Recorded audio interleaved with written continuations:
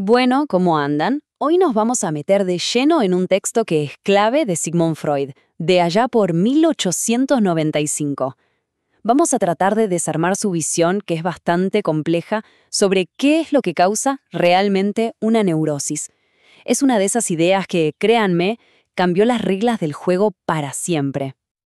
A ver, Freud arranca su análisis siendo al hueso, ¿no?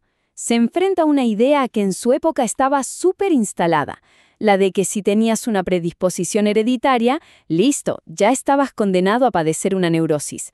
Pero ¿es tan lineal la cosa? Freud nos va a demostrar que ni a palos.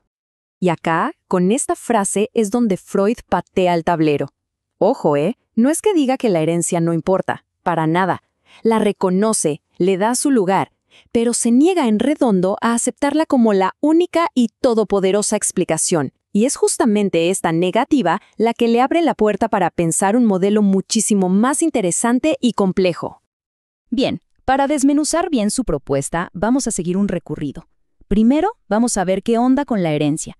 Después, nos metemos con su famosa ecuación etiológica y una analogía para que quede re clara. De ahí, la aplicamos al caso de la neurosis de angustia y finalmente vemos por qué todo esto es fundamental para la terapia. Bueno, arranquemos. Para salir de esa discusión medio binaria de ¿es la herencia o es algo adquirido?, Freud propone una idea que es brillante: pensar la causa de la enfermedad como si fuera una ecuación etiológica. O sea, una especie de fórmula con varios componentes que se tienen que ir sumando para que al final se produzca el efecto. Vamos a definir cada una de estas partes a ver de qué se trata. Primero que nada, tenemos la condición. Pensemos en esto como si fuera el terreno, ¿no? La base necesaria para que algo pueda llegar a crecer. Es indispensable, sí, pero por sí sola no genera absolutamente nada. Es como tener tierra fértil. Si no le pones una semilla, de ahí no va a brotar ninguna planta, por más buena que sea la tierra. Después viene la causa específica, y acá sí, este es el actor principal de la película. Es el elemento clave, el que define todo, el que de verdad desata el quilombo. Sin este factor, no pasa nada. Si seguimos con la analogía de recién, esta sería la semilla que cae justo en esa tierra fértil. Y además están las causas concurrentes o auxiliares. Estos vendrían a ser como los colaboradores del proceso. No son esenciales, no tienen por qué estar siempre, pero digamos que pueden inclinar la balanza, dar una manito para que la ecuación se termine de cumplir. Serían como la lluvia o el sol, que ayudan a que esa semilla germine más rápido y mejor.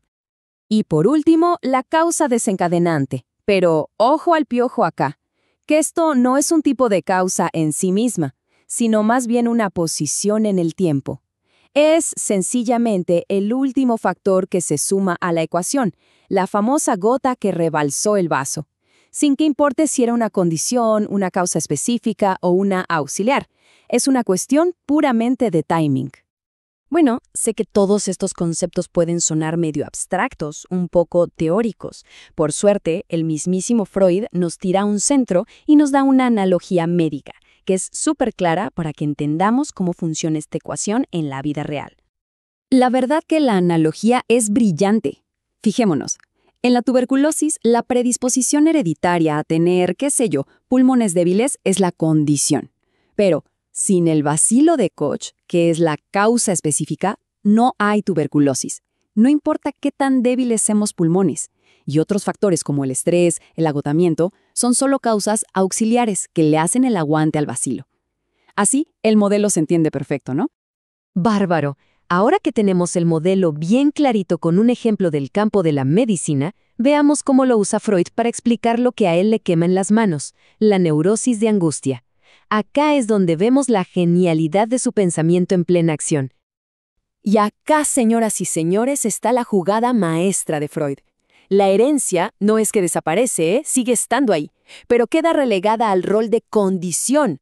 La verdadera causa específica, la que define y le da forma a la neurosis de angustia, es un factor de la vida sexual. Concretamente, un desvío de la tensión sexual somática que no logra encontrar una elaboración psíquica. Entonces, el punto crucial es este. No se trata de ¿es la herencia o es el factor sexual? Freud nos dice que laburan en equipo, que se potencian. La herencia, que es la condición, prepara el terreno, y el factor sexual específico es el que actúa sobre ese terreno que ya está predispuesto para generar el síntoma. Uno, digamos, necesita del otro. Bueno, muy lindo todo el modelo, pero ¿y?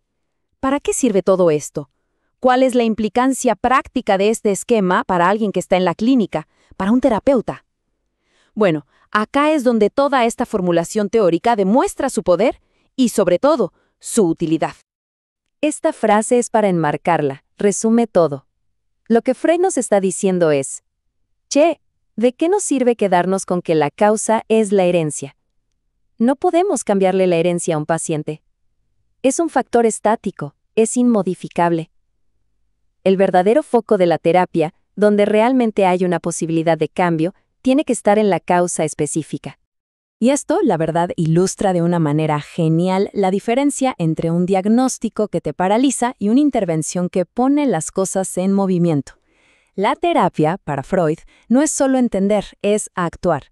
Y se actúa sobre las causas que sí se pueden modificar, sobre las que se puede intervenir. Ahí, justamente ahí, radica toda la potencia del psicoanálisis.